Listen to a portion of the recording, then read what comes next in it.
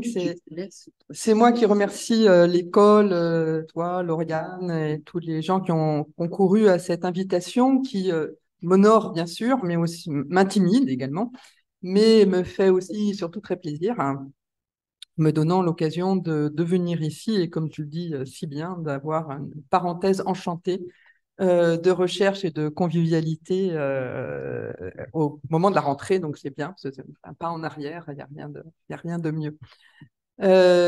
C'est un exercice un petit peu pas difficile, enfin j'espère qu'il n'est pas difficile, mais le livre n'est pas si récent que ça, comme vous le savez, il est paru en octobre 2019 et ça fait un peu de temps que je ne l'ai pas présenté.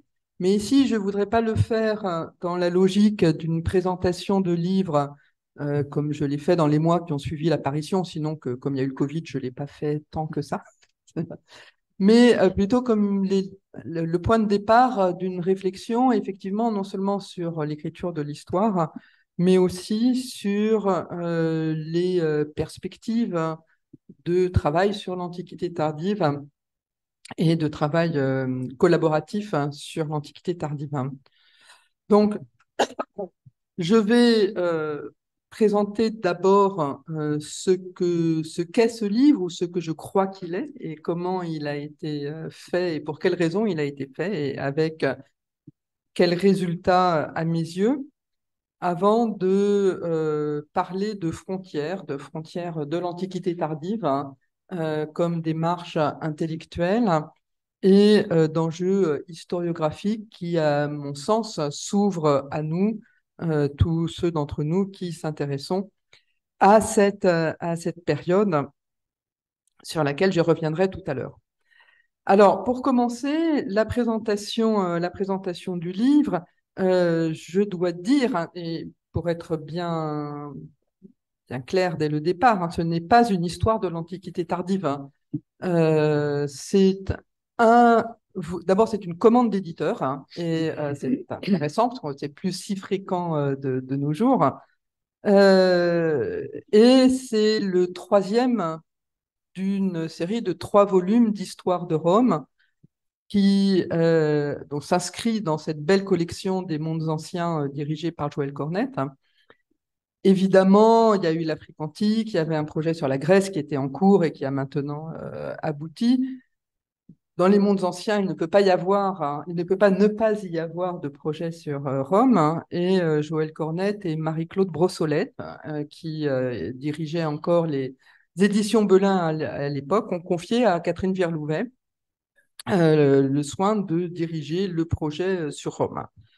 Euh, alors cette collection des mondes anciens, c'est vraiment une démarche propre de Marie-Claude Brossolette comme éditrice, et je tiens à lui rendre hommage ici.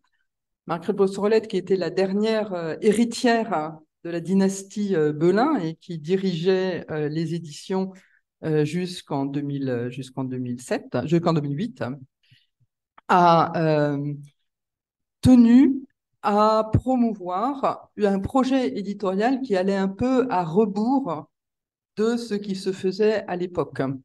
Ça a commencé, pour ceux qui les connaissent, par un projet d'histoire de France. Hein. Rien de plus traditionnel, voire conventionnel que cela. Une histoire de France en 13 volumes, commençant avec un volume sur la France avant la France, hein, qui overlap un peu avec mon volume sur l'Antiquité tardive, puisqu'il commence à l'époque mérovingienne et qui va jusqu'à l'époque contemporaine. Et ce projet reposait sur une générosité éditoriale que je tiens à souligner parce qu'elle fait partie de ce qu'a été le projet. Générosité éditoriale parce que beaucoup d'espace, beaucoup de textes à écrire. Hein.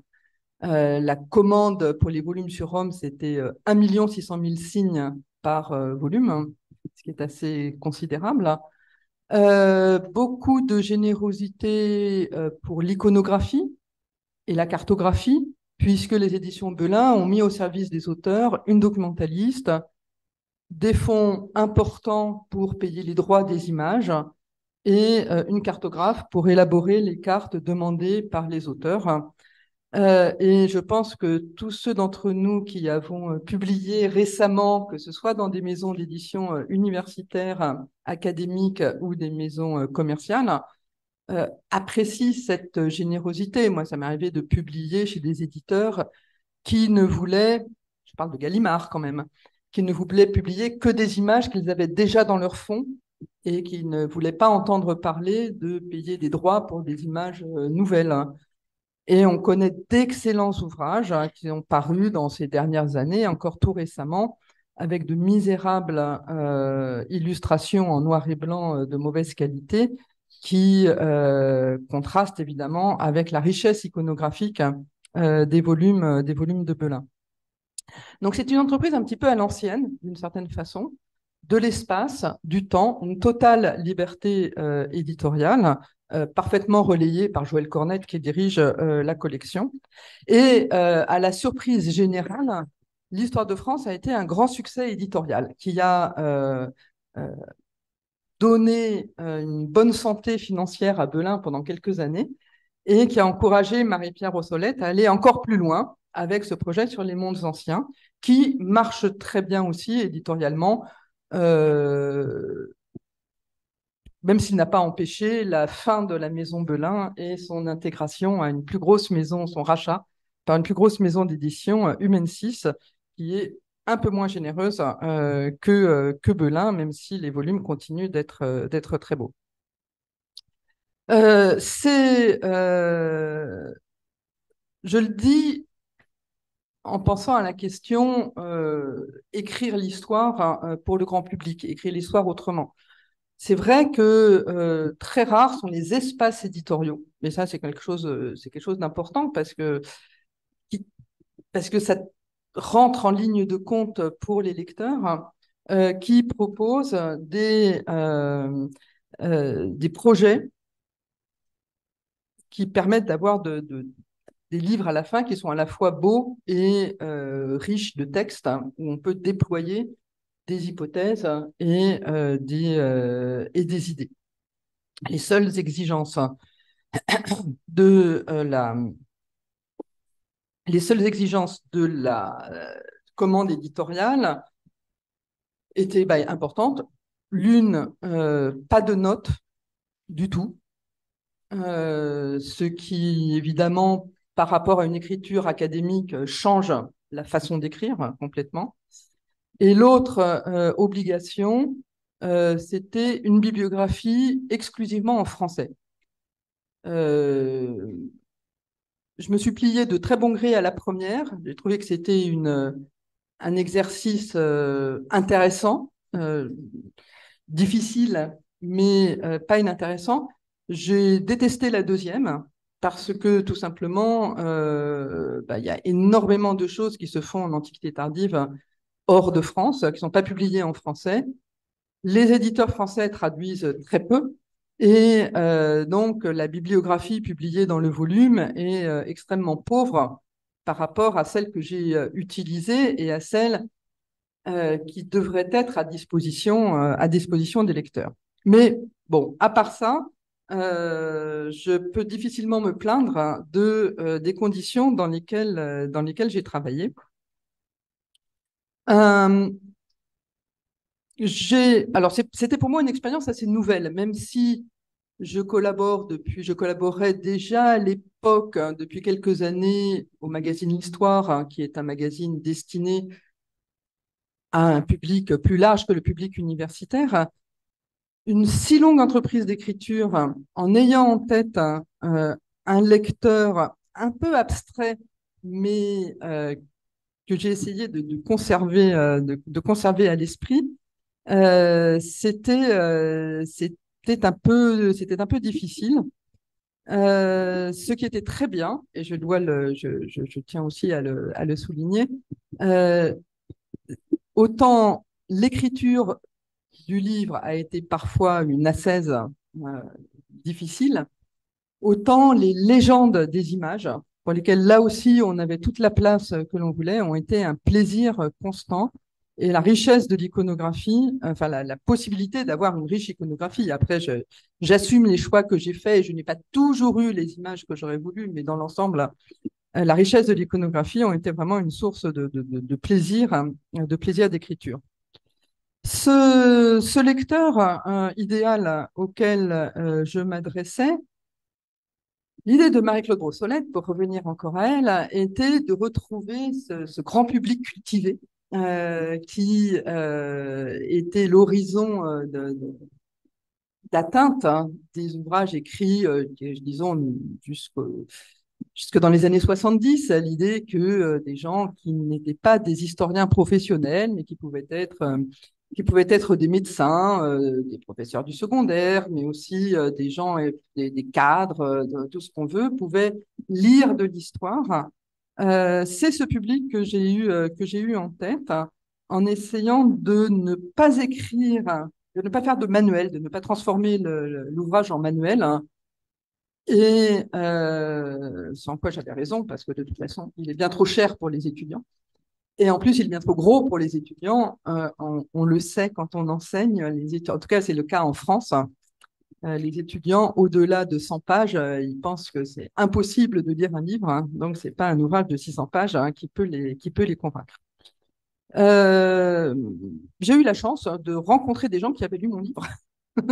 Quelques-uns, je ne sais pas si l'ouvrage marche bien, mais je sais qu'il y a des lecteurs qui ne sont pas historiens et qui ont lu ce livre. Et j'en suis heureuse, même si j'ai aucune idée de savoir quel effet ça a au-delà de quelques rencontres. Le projet étant défini, et je dois dire que je me suis... donc il y avait l'exigence, il y avait la commande de l'éditeur, et puis il y avait le projet intellectuel conduit par Catherine Virlouvet d'un découpage en 3 volumes d'une histoire de Rome, donc qui est entièrement publié maintenant depuis le dernier volume paru est le premier chronologique, celui sur Rome depuis les origines jusqu'à 70 avant notre ère, donc de la cité à l'Empire. Le deuxième volume est le premier qui est paru. Alors, le premier volume est écrit par Catherine Virlouvet et par Stéphane Bourdin. Le deuxième volume, écrit par Catherine Virlouvet, par Nicolas Tran et Patrice Faure, s'intitule Rome, cité universelle, et va de 70 avant notre ère à 212 après. Et Catherine avait d'emblée l'idée de consacrer un volume entier à l'Antiquité tardive, ce qui est très bien et ce qui n'allait pas forcément de soi. Catherine Virlouvet, de manière significative, a contribué à la rédaction des 2 premiers volumes, mais n'a pas voulu contribuer à la rédaction de celui-ci en disant qu'elle ne connaissait rien à la période et qu'elle n'avait rien à en dire. Et c'est une frontière que l'on rencontre assez souvent. Bon, Catherine, elle est républicaine. Son cœur de métier, c'est l'histoire républicaine.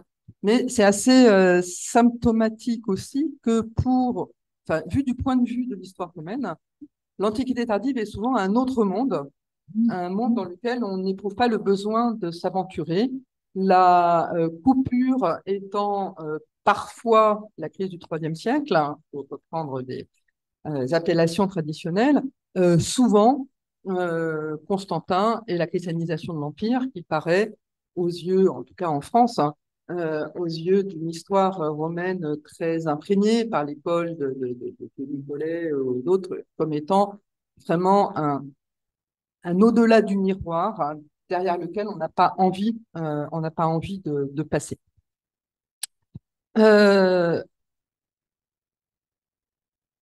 Ça fait partie d'une question sur laquelle je reviendrai tout à l'heure, qui est justement la question des limites chronologiques, des limites géographiques, des limites thématiques lorsqu'on travaille dans l'Antiquité tardive. Ici, la question de la limite chronologique s'est posée de façon très nette. Alors, la limite chronologique antérieure, qui a été 212, a résulté de négociations, en quelque sorte, entre les auteurs des volumes précédents et moi-même. 212 était le choix de l'équipe Rome Cité Universelle. Le titre même l'indique.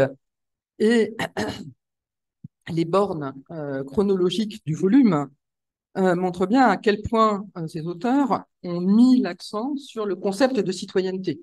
70 avant Jésus-Christ, c'est le recensement qui consacre l'augmentation euh, très importante du nombre de citoyens après la guerre des Alliés et qui consacre une autre façon de considérer la citoyenneté, non plus comme une limite entre conquérants et conquis faite pour utiliser uniquement pour asseoir la supériorité des premiers, mais comme un critère juridique qui est aussi un outil d'assimilation et qui devient effectivement pour plusieurs siècles un outil majeur de ce qu'on peut appeler la romanisation. Euh, J'étais un peu 212, ça m'allait bien. En même temps, ça me compliquait la tâche parce que si la limite était à 212, il fallait que je prenne en charge toute l'histoire de l'Empire au IIIe siècle. Et c'est une rude besogne, parce que c'est compliqué. Et bah, si je prenais dans ce volume tout le IIIe siècle, ça influençait évidemment le choix de la date finale. Ça m'empêchait d'aller très loin dans l'histoire si je voulais rester dans le cadre de la commande éditoriale. Car il restait la question de la limite inférieure. Dans l'esprit de Joël Cornette, il allait de soi que la limite inférieure devait être 476, qui c'est bien connu, et la fin de l'Empire romain en Occident. Je m'y suis obstinément refusé, même si mes capacités de négociation ont été, n'ont pas été couronnées complètement de succès. Je ne voulais pas de 476 parce que je ne voulais pas d'une date événement. Le premier volume, il commence dans les brumes de la fondation légendaire hein, et des traces archéologiques de la première Rome et se termine sur un moment qui est un moment citoyen. Le deuxième volume s'arrête au milieu du règne de Caracalla et je trouve que même si c'est symbolique, c'est intéressant de ne pas s'enquister dans des rythmes dynastiques, d'autant que, bah voilà, je pense on pourra en discuter, mais je ne sais pas si c'est encore vraiment un sujet de discussion très intéressant, mais la date de 476 est un pur symbole. Éventuellement, on pourrait prendre la date de l'assassinat de Valentinien III comme la fin de la dynastie théodosienne, hein, qui ouvre une période très compliquée du point de vue politique. Il serait assez logique d'intégrer le royaume de Théodoric à cette Italie encore impériale, même si dérivant de plus en plus loin du pouvoir de l'empereur. Mais 476, je ne voulais pas.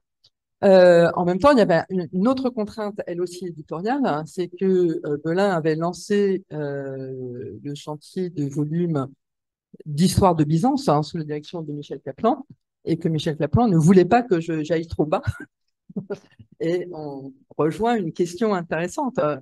Comment articuler l'histoire de Rome et l'histoire de Byzance et voilà, c'est vraiment un sujet, je pense, qui nous intéresse tous au plus haut point et sur lesquels on reviendra tout à l'heure. J'ai Le résultat de la négociation a été de viser comme point de fuite du volume l'arrivée de Théodoric en Italie, la fin du règne d'Odoacre comme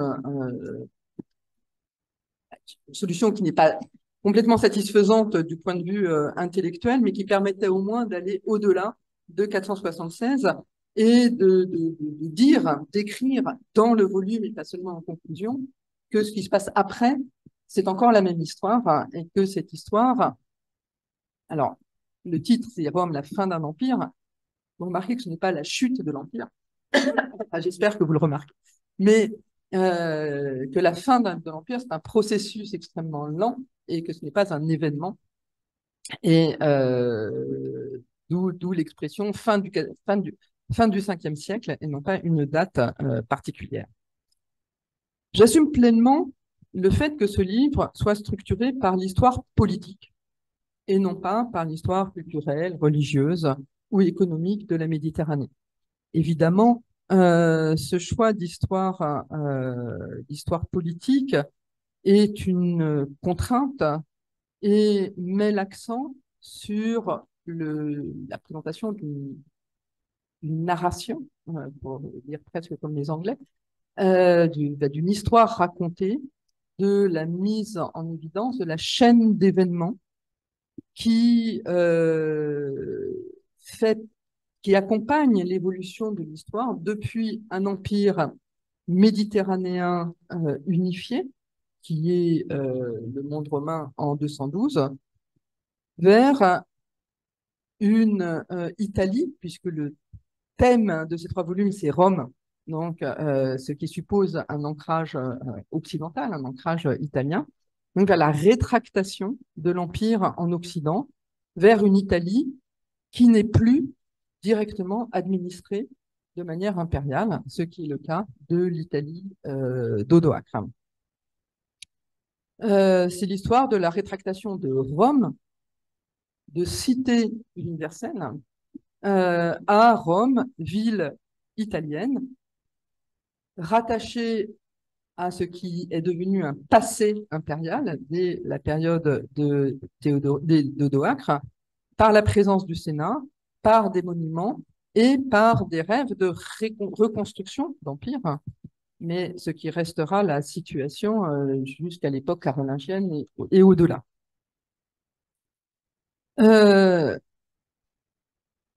Bien sûr, il aurait été, si c'était une histoire de l'Antiquité tardive, il serait souhaitable d'aller jusqu'à l'échec du retour de la domination impériale en Italie, soit jusqu'à la fin du VIe siècle au moins, c'est-à-dire l'invasion lombarde, et même jusqu'à la fin de l'Exarcat en 751. Si on parle de structure politique, aucune de ces 2 options n'était éditorialement faisable dans l'espace donné, et aucune n'était faisable. J'avoue que c'est déjà très fatigant d'écrire tout ça. Je ne pense pas que j'aurais pu écrire 300 pages de plus dans la continuité et dans le même volume. Déjà, ce volume pèse un poids déraisonnable. Donc, il a fallu renoncer à ce à quoi j'avais pensé, mais qui n'était pas faisable. Même intellectuellement, un tel projet n'était pas complètement satisfaisant. Parce que lorsqu'on passe au-delà du 5e siècle, l'échelle de l'histoire change. Si on veut parler de la Méditerranée, de l'histoire de la Méditerranée, comme l'ont fait Purcell et Orden, il faut évidemment voir plus grand, mais avoir aussi un grain complètement différent. Et pour aller jusqu'à la fin de la domination de Byzance en Italie, il faut intégrer l'expansion de l'islam.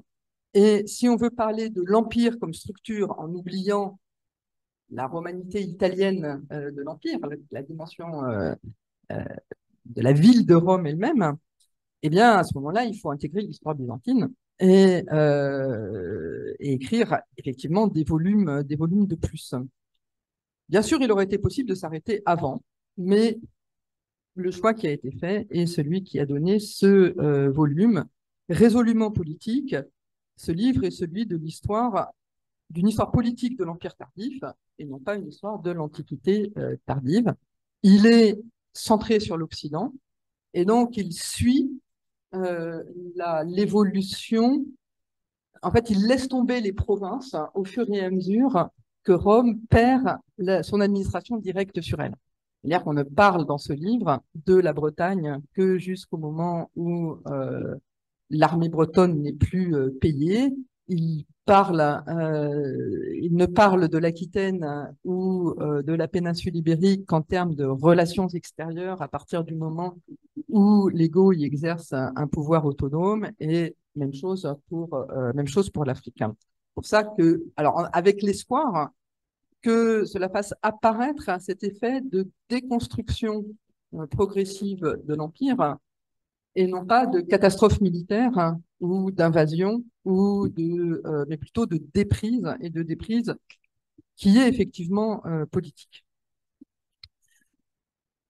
Alors, un dernier élément, avant de passer aux choses plus intéressantes que mon propre travail, je dois rendre compte du choix d'avoir écrit seul cet ouvrage.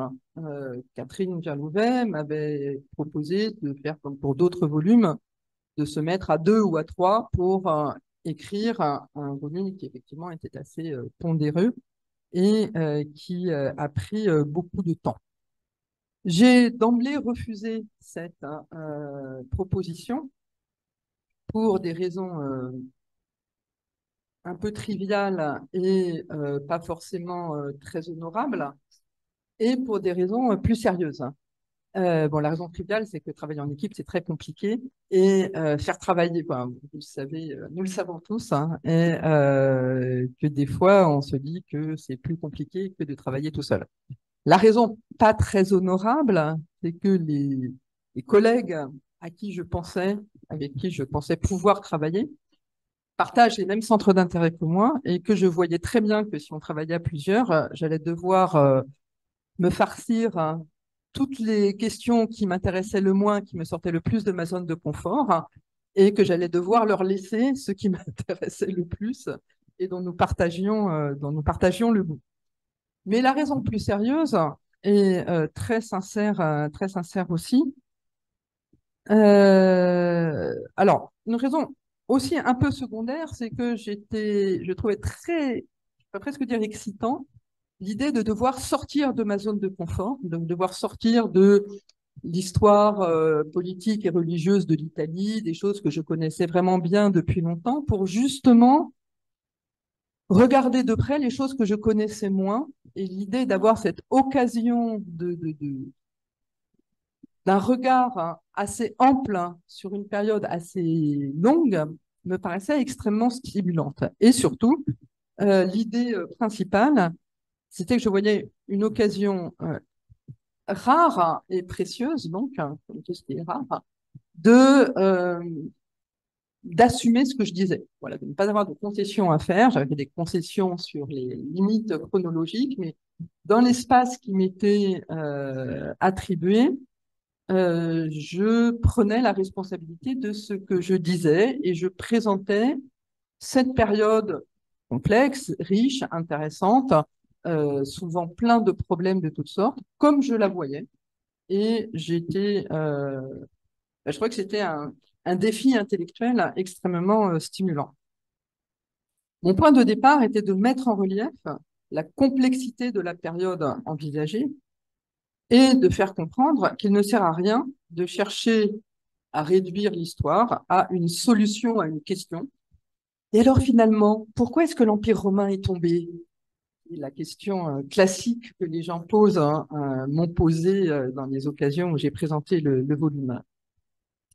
Mais très vite, en commençant le travail d'écriture, travail de plan d'une manière très pragmatique, on l'a réalisé ensemble. Le plan des 3 volumes, on les a discutés ensemble avec tous les auteurs de toutes les périodes, pour savoir ce que faisaient les uns et les autres, et pour pouvoir décider des cohérences ou des souligner les incohérences s'il y en avait.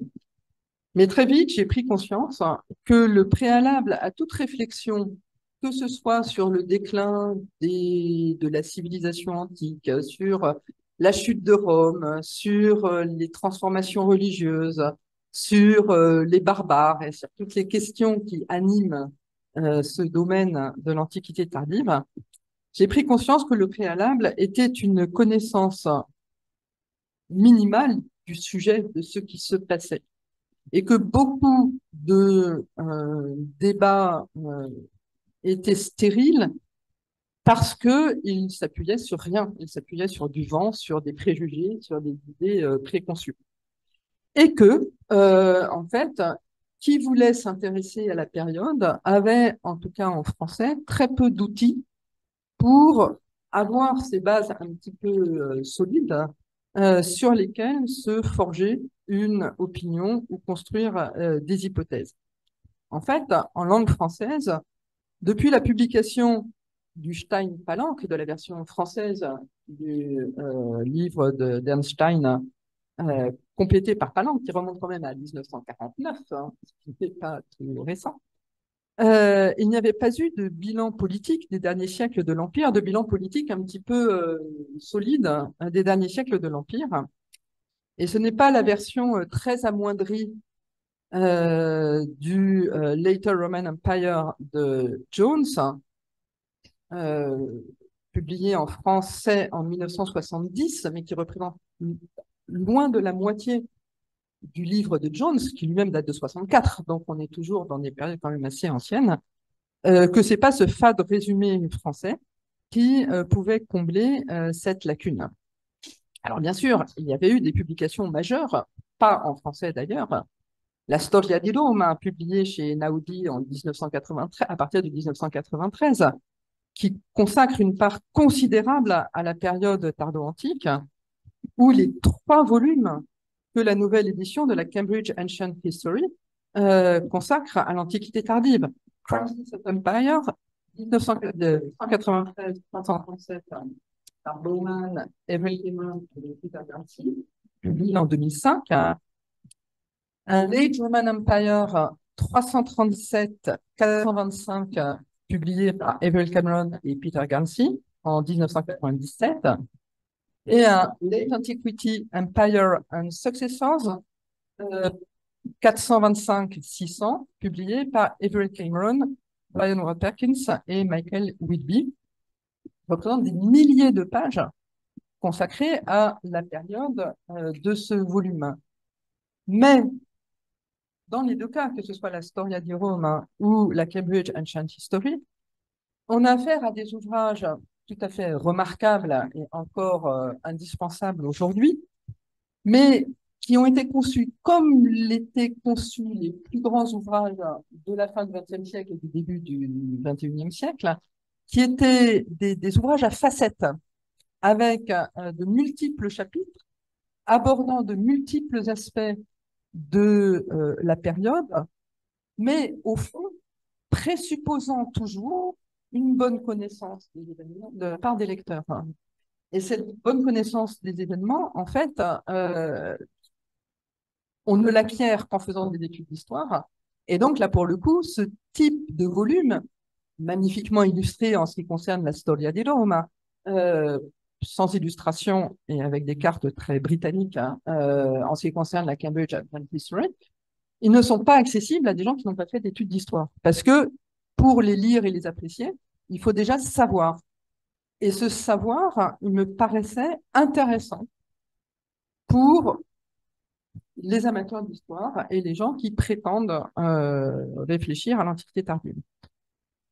Un de mon plus grand titre de gloire dans après avoir publié ce livre, c'est d'avoir été interviewé par West France pour contrer les discours de Zemmour sur l'Antiquité tardive, d'Éric Zemmour sur l'Antiquité tardive, et que cette interview a été reprise par le Canard enchaîné. C'est cette chaîne qui me fait penser que ce n'est pas forcément complètement vain de chercher ce grand public cultivé, même si je publie beaucoup moins qu'Éric Zemmour. Je suis lu infiniment moins qu'Éric Zemmour.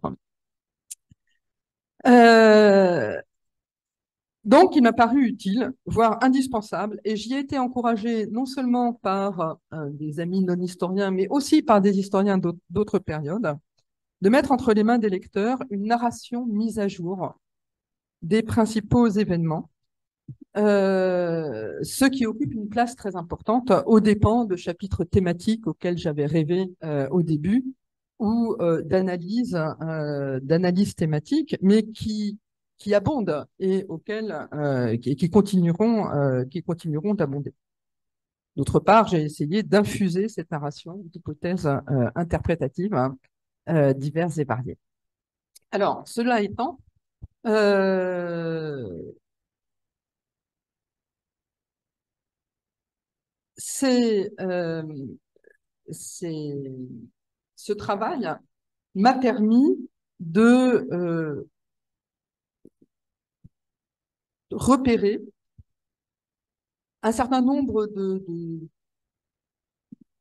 thématiques, hein, de thèmes, de questions qui me paraissent encore aujourd'hui être un peu des angles morts de la recherche en Antiquité tardive et qui me paraissent être des champs qui appellent des études et qui appellent exactement le contraire de ce que j'ai fait, parce que justement, bon, pour écrire ce livre, systématiquement, j'ai relu toutes les sources auxquelles j'ai fait allusion, je suis revenu vraiment à chaque fois au texte, à l'inscription, au dossier archéologique. J'en ai très peu utilisé, mais c'est un des défauts de ce livre, mais quand j'en ai utilisé, je l'ai fait. Et évidemment à la bibliographie, et ce qui m'a permis de repérer un certain nombre de chantiers et de questions très ouvertes pour l'étude de l'Antiquité tardive. Alors je reviens à ce que je disais en introduction tout à l'heure. Parmi les questions qui restent ouvertes, qui se posent et qui exigent absolument, et je dirais impérativement, que l'on se parle pour s'entendre, pas forcément pour être d'accord, hein, mais pour échanger, ce sont toutes les questions de frontières que j'évoquais tout à l'heure. L'Antiquité tardive, c'est un concept qui s'est développé. Je ne parle pas de l'utilisation allemande du terme de Spätantike, qui était vraiment fonctionnel dégager, pour dégager la dernière phase de l'Antiquité. Je parle de l'expression française et l'expression anglaise et italienne de tardo antico. Avant d'être une période, c'est une façon, à mon sens, de considérer l'histoire des siècles qui suivent l'apogée territoriale de l'Empire romain, ou la fin du IIe siècle. C'est la façon dont Henri Irénée Marrou et Peter Brown, presque en même temps, techniquement parlant, Marrou le premier, Peter Brown après, mais en fait, c'était de grands amis qui ont énormément échangé sur la question dans la phase de conceptualisation du concept. Donc, c'est la façon dont Marrou et Peter Brown ont utilisé ce terme qui fonde en quelque sorte ce qui parfois prétend être une discipline. Parler d'Antiquité tardive, c'est proposer un regard sans jugement de valeur sur cette période, après l'apogée de l'Empire, l'apogée territoriale de l'Empire romain, en privilégiant une approche culturelle et religieuse pour Marou, culturelle et anthropologique, disons, pour Peter Brown, approche des évolutions du monde pendant cette période. Euh, le but recherché particulièrement par Marot, c'était de s'émanciper du jugement de valeur décadentiste contenu dans la formule bas empire en français et qui sous-tendait et qui sous-tend encore la plupart des regards sur l'empire tardif. Par la suite, plutôt dans le sillage des travaux de Peter Brown, des historiens ont défini l'Antiquité tardive comme une longue période de l'histoire de l'Europe et du Moyen-Orient, de 250 à 800, un peu pouvoir un peu plus tard, donc vraiment une très longue période, très vaste aussi géographiquement, puisque comprenant tout l'ancien empire romain et ses marges jusqu'en Afghanistan, jusqu'en Éthiopie, et une période qui est encore dominée par l'idée des empires qui s'étaient partagés l'univers, même si cette période est contemporaine de recomposition politique On la considère, cette antiquité tardive est marquée aussi, assez fondamentalement, par la naissance des grandes religions d'aujourd'hui. Alors évidemment, on pense tout de suite au christianisme, mais c'est aussi le judaïsme rabbinique, et alors qui n'est pas évidemment une religion, en tout cas c'est une définition religieuse différente du judaïsme euh, du temple, et également l'islam, pour ceux qui ont cette vision extrêmement ample de l'Antiquité tardive. Le point commun entre ces deux visions, la vision de Marou et la vision des héritiers de Peter Brown, c'est de ne pas étudier cette histoire en la comparant à la période qui précède, mais de l'étudier pour elle-même, dans sa complexité, dans sa richesse et aussi dans ses crises et dans ses difficultés. La vision essentiellement développée aux États-Unis, mais et en Angleterre, mais aussi avec de nombreux. Elle a été très stimulante pour tous les gens de ma génération et les plus jeunes, a amené ce que Andrea Jardine avait appelé, très agacé, en 1999, l'esplosione del tardo antico, dans lequel il disait, mais à force de parler de tout et de n'importe quoi, d'étendre les frontières jusqu'au cœur de la période médiévale, on finit par ne plus parler de rien et on oublie que l'histoire des hommes est aussi structurée par des rythmes politiques, des rythmes juridiques qui exercent une forte influence une forte influence sur la recherche, hein, enfin sur l'histoire du monde. Jardine a raison, bien sûr, hein, et son agacement était aussi une manière d'ouvrir la polémique et d'ouvrir le débat. Malheureusement, elle a un petit peu, son article de 99 a un petit peu amené une sorte de rétractation et a cassé un petit peu le dynamisme, en tout cas en Europe, le dynamisme qui s'était manifesté à la fin du XXe siècle. Et en Europe au moins, cette explosion del tardo antico est passée de mode, mais elle nous oblige à réfléchir de manière très sérieuse aux nécessaires coopérations qui permettront d'étudier cet espace non, comment dire, cet espace difficile à définir chronologiquement. Et s'il est difficile à définir chronologiquement, c'est en grande partie parce que il est contemporain d'une fragmentation géographique des espaces politiques et des espaces culturels.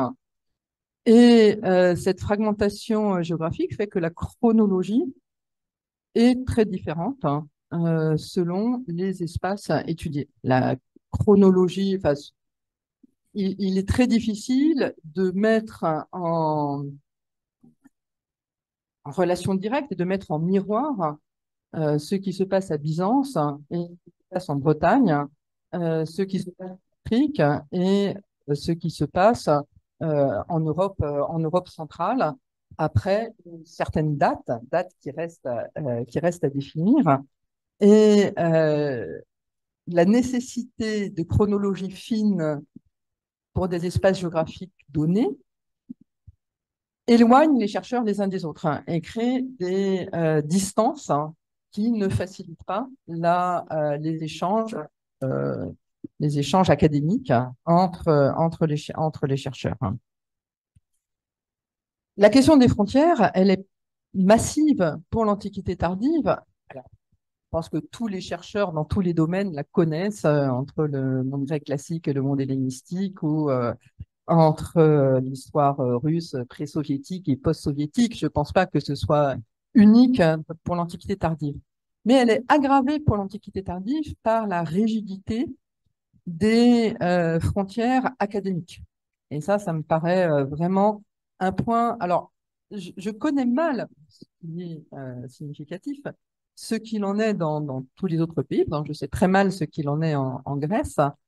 Je connais bien ce qu'il en est en Angleterre et aux États-Unis, où c'est très différent de ce qu'il y a en France, hein, puisque en Angleterre et aux États-Unis, il y a d'une part des départements de classiques qui s'arrêtent très tôt, qui en fait, pour l'histoire romaine, s'arrêtent au IIe siècle, hein, et l'Antiquité tardive est confiée au département d'histoire, qui commence grosso modo avec, alors, soit avec les Anglo-Saxons, soit avec Constantin, ce qui a créé l'espace dans lequel Peter Brown a construit son empire, hein, d'Antiquité tardive. Peter Brown, c'est un historien, c'est pas un classiciste, hein.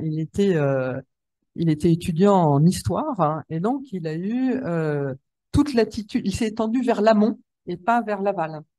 Mais en France, je sais très bien ce qu'il en est. En France, l'organisation académique est encore euh, complètement connectée en histoire, aux quatre périodes, hein, canoniques, hein, antiquité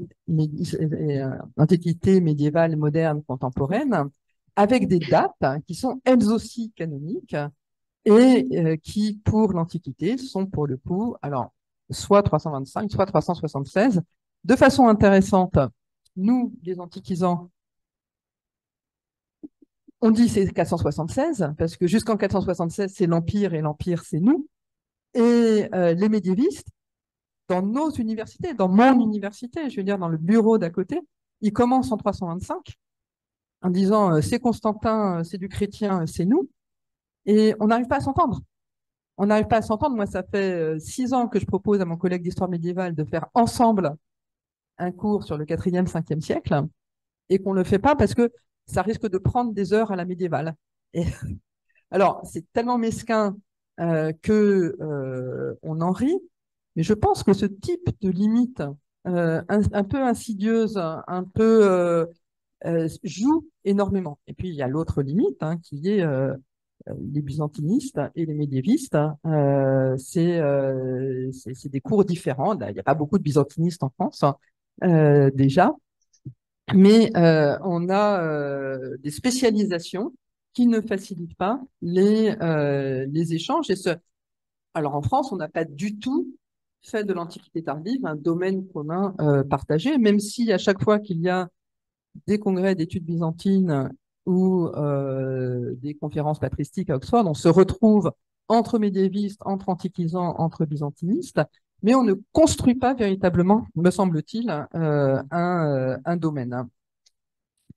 Euh, c'est la question de l'autre frontière, bah, c'est comme là aussi partout en historiographie, eh bien c'est les frontières nationales, hein. Les frontières nationales dans la société ultra liquide, hein, dans laquelle nous sommes, dans la société où nous parlons tous anglais et publions tous en anglais. En fait, nous restons, je trouve, extrêmement tributaires de nos historiographies nationales et nous avons beaucoup de mal à franchir les frontières, à dépasser ces paradigmes nationaux d'histoire qui imprègnent nos manières de faire de la recherche. Et je pense que ces manières, elles mériteraient enfin ces frontières, elles mériteraient considérablement d'être surmontées pour un travail commun, pas forcément pour une écriture commune de l'histoire, hein, mais pour multiplier les échanges de façon au moins à comprendre où sont, pourquoi les angles morts et pourquoi les difficultés de compréhension. Et c'est là-dessus que je voudrais terminer en indiquant simplement deux ou trois des pistes que j'ai repérées. Autant c'était un peu difficile d'écrire ce livre, c'était un peu long et j'ai peiné à arriver jusqu'au bout. Autant j'ai été enchantée et vraiment très contente de voir à quel point chaque chapitre ou presque me donnait des idées et me donnait envie de travailler sur des choses dont je m'apercevais après 40 ans à travailler sur l'Antiquité tardive, que je ne connaissais rien et que il fallait que qu'il y avait du travail à faire, pas forcément pour moi, mais peut-être, j'espère, pour moi aussi. Mais alors, qu'est-ce qu'il y avait en particulier? Une des choses qui m'a énormément frappée, c'est de voir euh, à quel point, me semble-t-il, l'influence sassanide sur les modèles politiques romains est encore sous-estimée aujourd'hui. Pratiquement, dans la bibliographie, on ne parle que de relations diplomatiques et de guerre, et d'efforts de guerre, et de nécessité de défendre les frontières orientales, etc. Mais il me semble qu'il y a des choses bien plus subtiles et bien plus importantes. Alors, on connaît très bien l'influence qu'a la cour sassanide sur Dioclétien et même sur des empereurs qui l'ont précédé. Mais je crois qu'il y a un point qui serait très fécond, ce serait d'étudier l'influence sassanide sur les transformations de la religion romaine et sur les transformations. Je crois que avant que la question de la lutte contre le christianisme émerge et peut-être contribuant à faire émerger l'idée que le christianisme est un danger pour l'Empire, il y a l'idée que la religion peut être utilisée par le pouvoir autrement qu'elle ne l'a été par le pouvoir romain depuis la République jusqu'au Sévère. Hein. Et ça, c'est un sujet qui me paraît très intéressant et qui est bien sûr un sujet qui ne peut progresser qu'avec des collaborations. Alors moi, déjà, mon grec est plus médiocre, mais alors, mon perse est inexistant. Et je pense que si on a réussi à faire d'immenses progrès dans l'intégration des travaux sur les sources coptes, syriaques, hein, araméennes dans l'histoire de l'Orient romain et de l'Orient tardif, on doit pouvoir faire la même chose entre les travaux sur l'Empire sassanide et sur l'Empire romain tardif. Et ça me paraît une piste extrêmement intéressante pour comprendre cette transformation majeure, évidemment, qu'est le développement du christianisme et son établissement, enfin, la transformation des relations entre pouvoir politique et religion dont bénéficie le christianisme à partir du IVe siècle. Un autre point qui me paraît extrêmement intéressant, alors qui m'est plus familier, mais qui m'a paru avec grande force en écrivant ce livre, c'est la nécessité et la difficulté de se dégager de l'emprise des sources cléricales. Alors ça, c'est un problème très occidental et je ne sais pas, ça m'intéresserait beaucoup de savoir ce qu'il en est quand on fait de l'histoire byzantine, de l'emprise des sources cléricales dans la compréhension des événements de l'Empire tardif. On est vraiment, il me semble que beaucoup de malentendus sur l'histoire de l'Empire romain tardif serait reconsidéré si on cessait de prendre au premier degré le discours des auteurs chrétiens qui affirment que la religion est est le sujet le plus important du moment et le seul qui intéresse le pouvoir impérial. Je suis absolument convaincu, en tout cas pour la partie occidentale, que ce n'est pas du tout le cas. Et que la remise en perspective et un plus juste placement des questions religieuses permettrait de bien mieux comprendre les évolutions, alors non seulement de l'histoire politique, mais aussi de la société dans l'Antiquité tardive. Bon, voilà deux sujets parmi d'autres. Hein. Je ne veux pas être trop longue et j'ai perdu une page de mes notes en plus, donc j'ai oublié tout à fait ce qu'il y a dire d'autres, mais ça me reviendra sûrement dans la discussion. Qui mériterait... Ah oui, si, l'autre point que je voulais évoquer, c'est l'histoire environnementale. Le livre de Kyle Harper, hein, sur l'épidémie, changement climatique et famine, The Fate of The Fate of Rome, a paru en anglais en 2018 à Princeton. Il a été pour le coup tout de suite traduit en français, parce qu'il a été traduit en français dès 2019, hein, ce qui est assez remarquable. Et ce livre propose alors quelque chose, j'ai pu tenir compte de la version anglaise dans quelques chapitres du livre, les chapitres sur la crise du IIIe siècle en particulier, beaucoup moins, évidemment, après, il s'intéresse surtout au VIe siècle. Mais le livre de Kyle Harper me paraît fascinant, d'une part parce que, à la fois parce qu'il ouvre des possibilités assez fascinantes en proposant d'intégrer l'histoire environnementale à l'histoire tout court, même à l'histoire politique de l'Empire. Et en même temps, il pose des questions, pour l'instant insolubles, d'échelle. Parce que si on regarde de près, d'ailleurs, le seul défaut de la thèse d'Harper, qui est que l'Empire romain s'effondre et que la civilisation antique s'effondre parce que le climat change, hein, et que le climat change, donc la peste arrive, donc tout s'effondre, ben, ça colle très mal chronologiquement. Et j'ai depuis travaillé pas mal sur la peste de Justinien pour tester mes réticences aux hypothèses de Kyle Harper. Mais même si je ne suis pas d'accord avec la vision très globale, aussi parce qu'elle retombe dans ce que je signalais au début, réduire l'ambition historique à une question et donc à une réponse. Et forcément, c'est trop simple et ça ne marche pas. Il n'empêche que cette dimension d'histoire environnementale, et en faisant la synthèse de très nombreux travaux faits par des dizaines d'historiens, il montre que le matériel existe, même s'il est difficile à utiliser.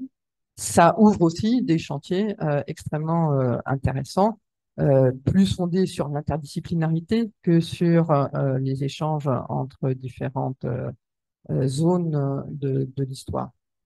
En tout cas, on n'écrit pas de synthèse historique tous les jours, et heureusement.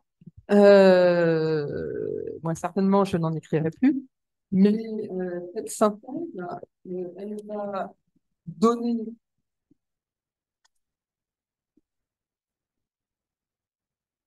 Ça marche? Ça marche, Oui, si. ça marche pas. Ouais, si, si. Cette synthèse, donc, je disais, elle m'a donné surtout envie de revenir à ce qui fait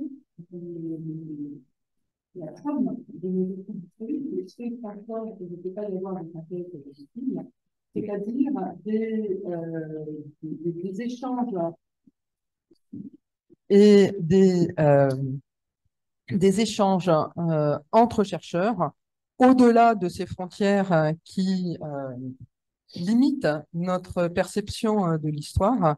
Et je pense que l'école française d'Athènes est un lieu merveilleux pour le dire. J'étais très contente d'être invitée à parler dans cet esprit et j'espère que tous ces projets qu'évoquait Véronique tout à l'heure aboutiront à de multiples entreprises fondées sur ces échanges qui permettent de dépasser les frontières. Je vous remercie.